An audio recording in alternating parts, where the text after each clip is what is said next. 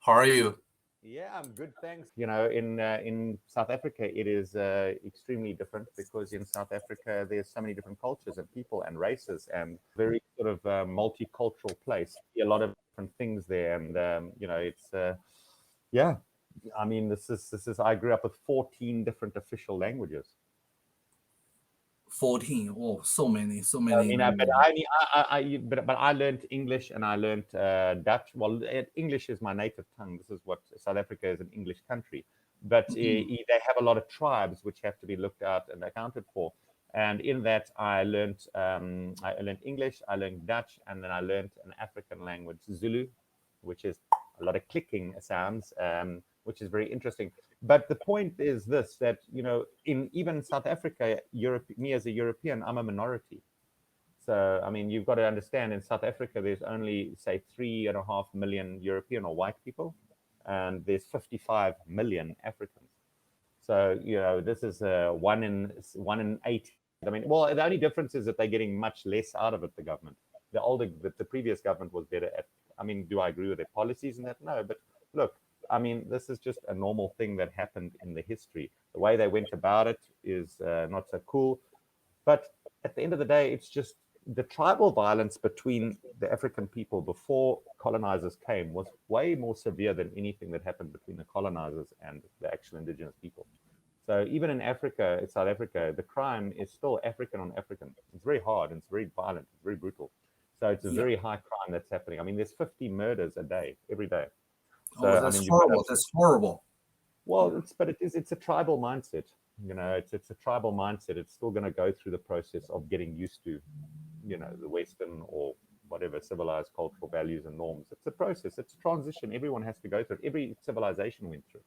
I mean, it's not as if it hasn't happened and we've all had to go through it. Yeah. There's not a specific race that doesn't have blood on their hands. I Yeah. mean, Yeah. this is just to think that it is in it's unique to a specific people is ridiculous. This is just the nature of man and the evolution we go through. But yeah, so look, I mean, the thing is, there are a lot of bad things happen there, and I'm sure, but the average life expectancy has improved to I think the age of 65. That colonization time, it was about 35. So medicine came and lots of education came to Africa. So a lot of things came and were benefited. Obviously, it wasn't perfect because the reasons and motivations and why it was brought there wasn't to benefit the people, obviously, but it was something that naturally happened anyway. There was a benefit that came out of it. The problem is that even though a new government takes over, that doesn't mean that it's necessarily better for the people Oh, because the tribal issues that we have.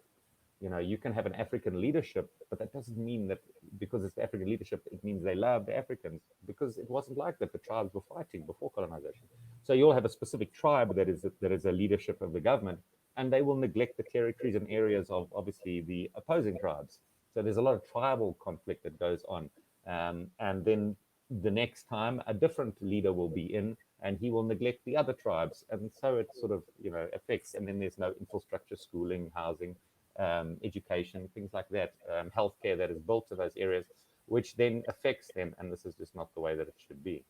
But yeah, I mm. mean, but other than that, but tell me something. What are the things that you've enjoyed about Canada and your experience there? What would you promote to me if you had to say to me? Enjoy.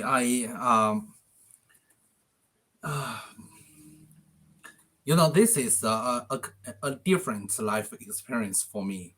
I just been here a couple of weeks. I feel excited when I'm able to speak English with the local people, but Mm, sometimes I'm a little bit afraid if I cannot understand them. It's kind of like when you're talking something happens in South Africa. I understand maybe 90%, but I don't want to interrupt. Maybe sure. 10% I cannot grasp or understand.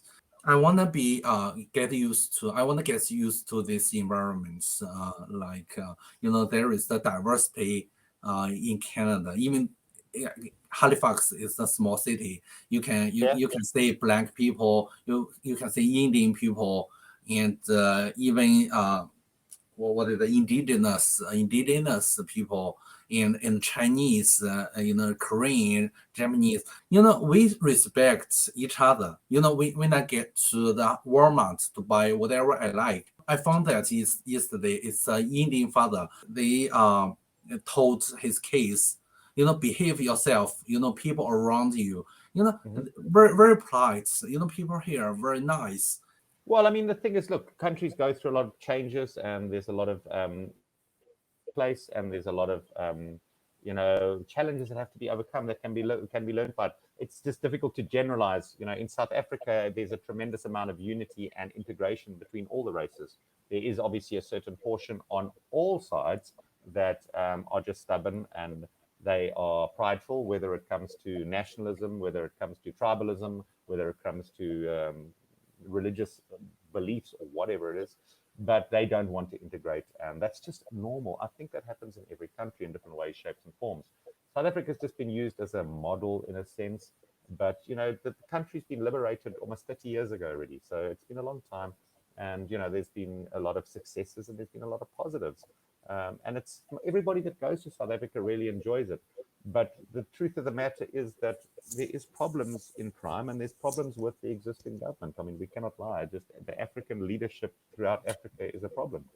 This is not, a matter of race. This isn't a matter of racism. It's not a matter of, trying to be unfair or find fault. But we can see historically that there is a problem in leadership. The people do Oh struggle, yeah, and this yeah, for sure. corruption is a Yeah, major for sure. issue. So we see it in South America as well in certain countries. It's in third world countries. It just seems to be prevalent. You see, and it's just that's got to change if you really want to see the people benefit and prosper. If you really want to see that, because if the leadership are leading by example like that, it really does sort of flow down, and it does. That's why all the municipalities, all the government offices, corruption is just all of it, because at the highest level it's so obvious that it's happening, it's so blatant. People always say to me, what is the difference between corruption, what you see there and what you see in the West? And I'm saying, look, every single government is corrupt. Let's just get that right. We understand that because it's a human thing.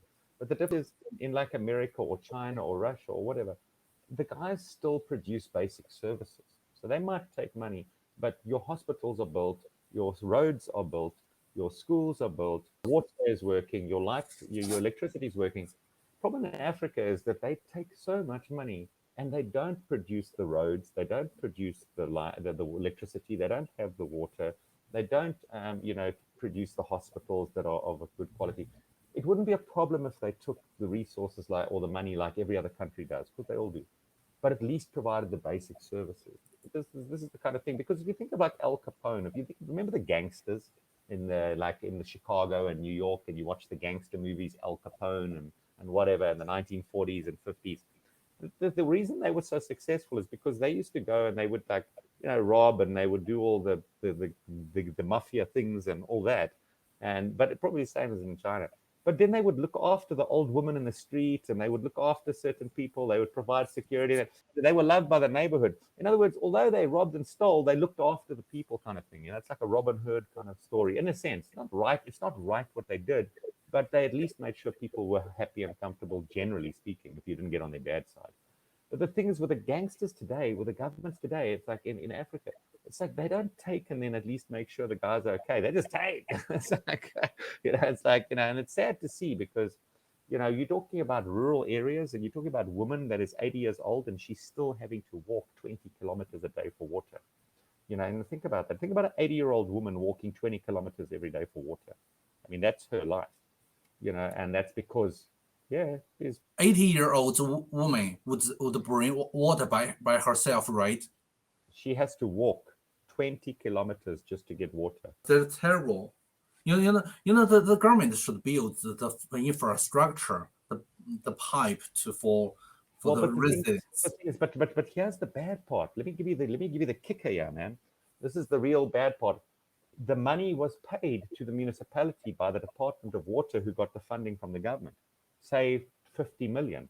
And what they'll do is that they then have companies that friends and families and things like that, and they front, and then they win the tenders, and then they don't produce quality work, and a lot of times they don't even finish the work. So the actual because there's no oversight. You see, people don't come and actually watch and make sure the project is being delivered and being done, and that the people are held accountable, and that the money is spent accordingly. This is the problem. There's no discipline because there's no oversight. There's no consequence. There is, but it's not really. Okay. So this is what happens. So it's not that the money doesn't go, and it's not that there isn't a feasibility study, and it's not that people don't go in and assess the issue, and all the plans are drawn up. Sector companies are brought in to do all of the assessments and to do the feasibilities and to do, all of the disaster management and impact assessments and all this kind of stuff, logistics and archaeology and all of that, all the kind of different stuff that you need to do. And everything is ready to go. It's just about hiring the company for implementation. And then at that point, it's a false company that gets hired that doesn't have the skills, and then most of the money disappears. And then they have to wait another 5 years or so to get funding again. And then the project stays without pipes. Entire communities, villages, entire regions, 30, 40, 50,000 people without water to get from dams and rivers and stuff like that. You see that kind of thing, that gets me mad. I think if we can just get to the point where basic services can be given to the guys, then the people aren't going to moan so much about the corruption. Then it's not such a big deal, but it's, at the moment, if you need water and you don't have water, then it's a problem. Yeah, but that's the whole thing. But we're not accepted. I have to get a visa if I go to Europe. So, I can't, because it's just not possible. It doesn't work that way. The Dutch got there in the 1600s.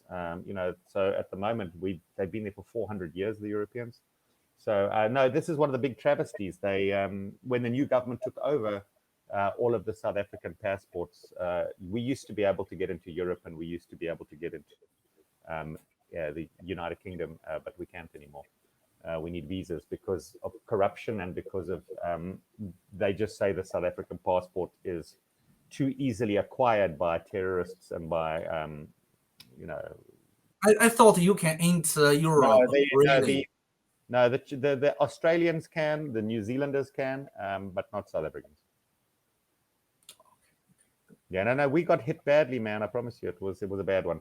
So yeah, we are like the scum of the earth, whatever. But I don't care. It's whatever. It's ridiculous, and it's the same thing happened. This whole Omicron virus, South African scientists identified it. It did not originate in South Africa. That's ridiculous. And because they identified it, and because they then said, look, hey, this is a new strain that we found, Europe and America, they just closed their borders on them, and travel, in the highest time for tourism. This is, tourism is the number 2 contributor to the GDP for South Africa. It's really critical, it's really important. And December is summer for us.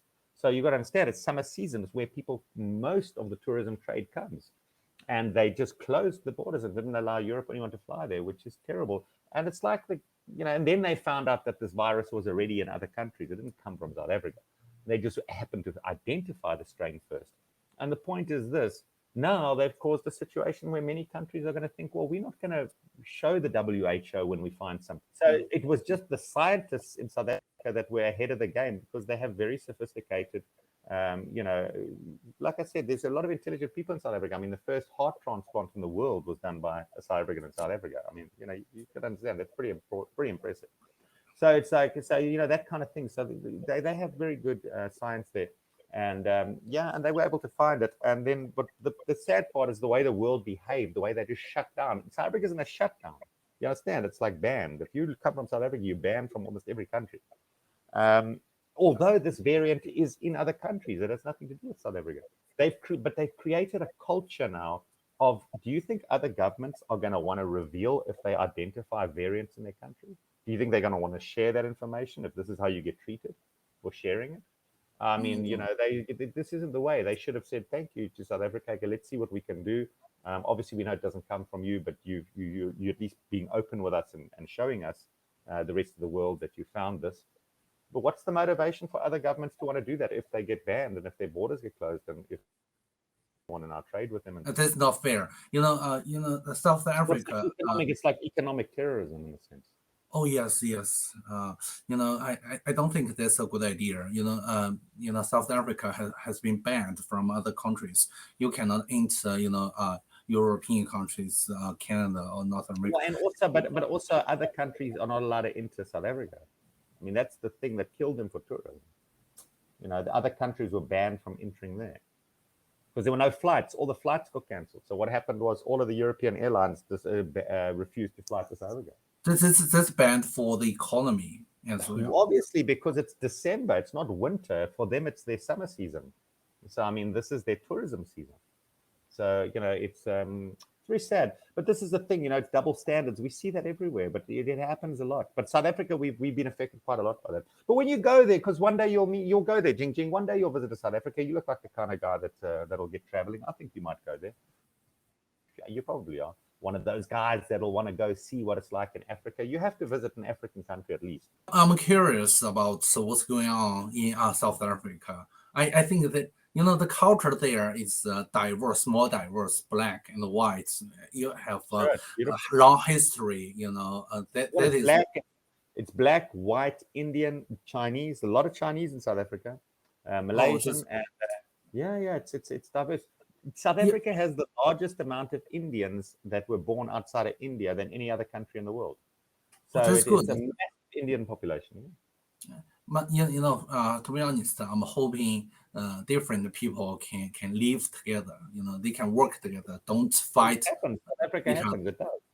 It does. Yeah. It's small. I told you, it's a small percentage. Remember, the country has almost 60 million people, and I'm saying, if there's a couple of million that have problems, it's a small percentage. But it's because it's such a big country. No, the most of it's integrated. All the schools you go to are all races integration, races intermarrying. I mean, it's normal for us. It's normal society. Oh, that's good. Sure. I mean, this is really what it is. It's been people are brought up that way. You must remember, you're dealing with 30 years ago. So even people that are 30 years old, when they were born, they went to school and it was integration, and it was already like that. It was equality. I mean, so that whole generation has changed and shifted. And even before the new government took over, it already changed from 1990. So you're looking at 1990. So you're looking at 32 years ago, 33 years ago. So it's been a big change, and I mean, it's just people don't talk. The average person doesn't speak about the things the way that overseas speaks about South Africa. When you go there, it's not the real. It's like anything. You hear about it when you're overseas, and you go to the country, and that's not it. It's like I went to Iran, and it was one of the first countries I went to, or the first country I went to when I started traveling, because I said, where should I? I said, where should I not go? And everyone was like, don't go to Iran. And I was like, well, obviously I have to go to Iran now, because why must I? Well, it's not safe. I'm like, have you looked on the Google index of Wikipedia, the most safe and unsafe countries? Iran is rated number 80 of the most dangerous country in the world. South Africa's in the top 20.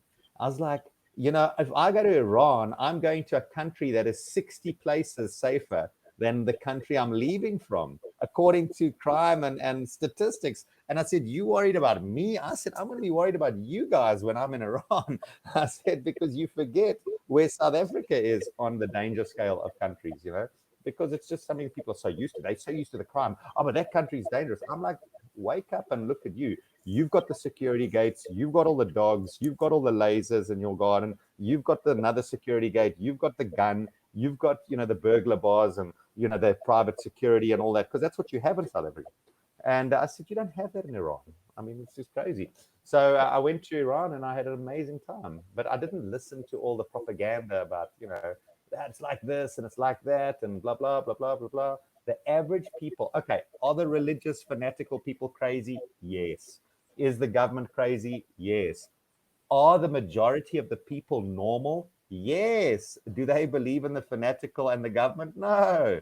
And that's who I went to go see, the majority of the people, not like the little guys that are, political gangsters causing all the problems. I went to go see the real average person, which is the majority of the country, man, which is the real heartbeat. So that was awesome. And that's my approach that I take to every country. The real people are not the political and religious leadership. They're just not. But I have one question. You cannot speak Persian, right? No, not Farsi. So there is a language barrier if you are in Iran, and you are not Islam, Well, I mean, yeah, sure. I don't and care. you don't care. I Okay. don't care because I don't let that stop me. I told you, religious and even language doesn't stop me because I went there and I met somebody. I went the hostel that I was staying at. I said to the person that was at reception, "Do you know someone that can do some translating for me and take me around the country?" I mean, I come from such a dangerous country that it's very, very rare that I will go to a country that is more dangerous than where I've come from. So because it's so, and because the European is hated by like a fair amount of the population, it's very difficult for me. And because every other country, also a lot of countries hate me as well because they believe all the lies that I was involved in some oppressive regime that was, when I was born, it was already changing government. So I mean, I thought it was just ridiculous. But I mean, that's just how it is. So Europe hates me. The Africans hate me. So I think I'll come to the I, Chinese. I I don't understand why does Europe hate you? Because we fought against the British for our independence and 300,000 soldiers against 1,000 South Africans. And they Oh, lost. It's the largest defeat that Britain ever faced because they came to take over the diamonds and they came to take over the gold. And they sent the largest British armada, British army, during the 1890s to South Africa. And yeah, 30,000 South Africans who had to bring their own gun. They were just farmers. They had to bring a gun. They had to bring their own horse. Had to take on the largest army in the world at that point, or naval army in the world. Yeah, and they invaded South Africa, and after 5 years of brutal war, they 300,000 they lost. South Africa kept the independence, and Britain had to retreat. But the point is, since then, the British have just been treated South Africa very badly, and they just had a lot of hatred because, yeah, I mean, they didn't, when the this is the whole story. It's just because they've had invasion after invasion. South Africa, but the Russians, South Africa beat Russia. People don't even know that in 1970 in the Anglo War. It was in Angola. Russia and Cuba were supporting Angola, and they came and they tried to invade South Africa to take the diamonds. And South Africa fought them. It was the border war, and it was a 10-year border war, and they defeated Cuba and Russia. I mean, this is incredible. You got to understand something. South Africa had nuclear weapons.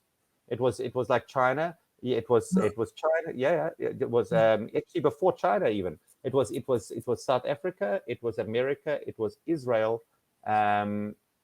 That had nuclear weapons in 1960 already. during the time, the economy is very good, and Yeah, but South they had, Africa they had, have they had nuclear nuclear. weapons, atomic weapons. Yeah, but Yeah. but right now, No, they handed the nuclear weapons over when the new government took over. They had to do it. It was part of the agreement. But they still have nuclear power. But this is why I'm saying they were able to defeat Russia. They had nuclear weapons at that time. So people don't realize South Africa it's an interesting country. It's gone up against Russia and Britain, and it's won both those wars. So yeah, just interesting. But they're not liked. But now they're together with Russia, and there's something called the BRICS nations. You might have heard of it. It's Brazil, Russia, India, China, and South Africa. Those five are together in something similar to what NATO or the European Union would be. So it's an economic pact that those five countries have. That's why I can travel. I don't know if I can get into China, maybe, but I can get into Russia, I can get into Brazil, I can get into India without a visa because of that agreement. And I think China can get into South Africa. So it's very cool, and they've got good trade agreements. So now things have shifted and changed, and this is all in the past. A lot has changed from the new since the year 2000. People are getting along, and everyone's a global family. So we all try to just get along, man. But that's why I'm traveling because, hey, man, I just want to see the world, and I'm sick of being a South African. I just want to be somebody that is just meeting new people like you and just speaking English and learning about you and excited about you starting your own business. I know you're going to do it. I know you're going to be good, and I know you'll get it done. thank you for your time. Thank you. Thank you, man. All right. Bye bye. Bye.